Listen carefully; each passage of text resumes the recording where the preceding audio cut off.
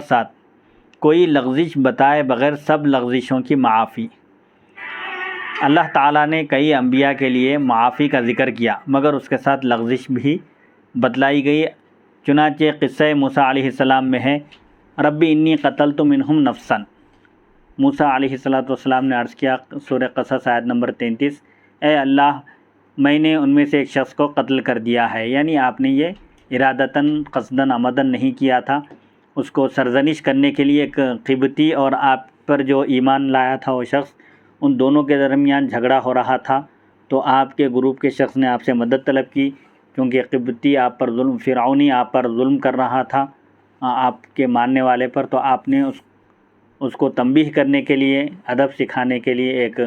مکہ رسید کیا، اس کو تمانچہ مارا تو وہ وہیں ڈھیر ہو گیا۔ پھر اس کے بعد آپ نے عرض کیا، انی ظلمت نفسی فاغفر لی فغفر لہ۔ موسیٰ علیہ السلام نے عرض کیا کہ میں نے ایک شخص کو بلا ارادہ مارا تو وہ ختم ہو گیا، اس کا کام تمام ہو گیا، میں نے اس طرح کر کے اپنے نفس پر ظلم کیا، لہٰذا تو مجھے بخش دے، معاف کر دے، تو اللہ تعالیٰ نے ان کو معاف کر دیا۔ سورہ قصص آیت نمبر 16۔ تو ان آیات میں صاف بتلایا گیا کہ ان سے یہ خطا ہوئی، انہوں نے معافی مانگی، اللہ نے معاف کر دیا۔ انبیاء کرام علیہم السلام کے بارے میں جیسا کہ عرض کیا گیا کہ وہ معصوم ہوتے ہیں، صغائر اور کبائر ان سے سرزد نہیں ہوتے۔ یہ خطا اگر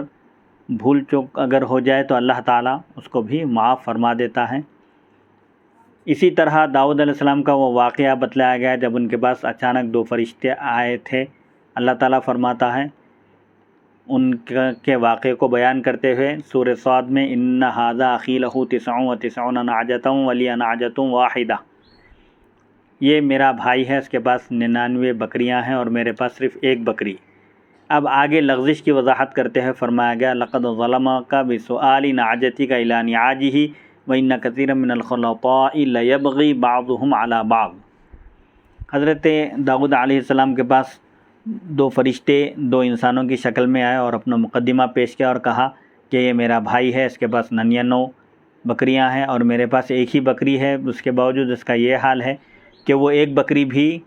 دینے کا مجھ سے مطالبہ کرتا ہے اور مجھ سے سختی سے پیش آتا ہے، کیا یہ اس کا انصاف ہے؟ تو آپ نے فرمایا، تیرے بھائی نے تیری بکری کو اپنی بکریوں کے ساتھ شامل کرنے کا سوال کر کے تجھ پر زیادتی کی ہے، ظلم کی ہے، اور اکثر اکٹھا کام کرنے والے جو پارٹنرشپ میں کام کرتے ہیں ایک دوسرے پر زیادتی کرتے ہیں، یعنی کسی نہ کسی کی حق تلفی کرتے ہیں،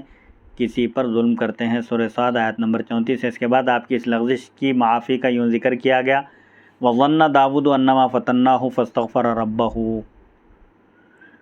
فَغَفَرْنَا لَهُ ذَلِكَ وَإِنَّ لَهُ عِندَنَا لَزُلْفَىٰ وَحُسْنَ مَآبٍ۔ اور داؤد علیہ السلام نے سمجھ لیا، یقین کر لیا کہ حضرت داؤد کو ہم نے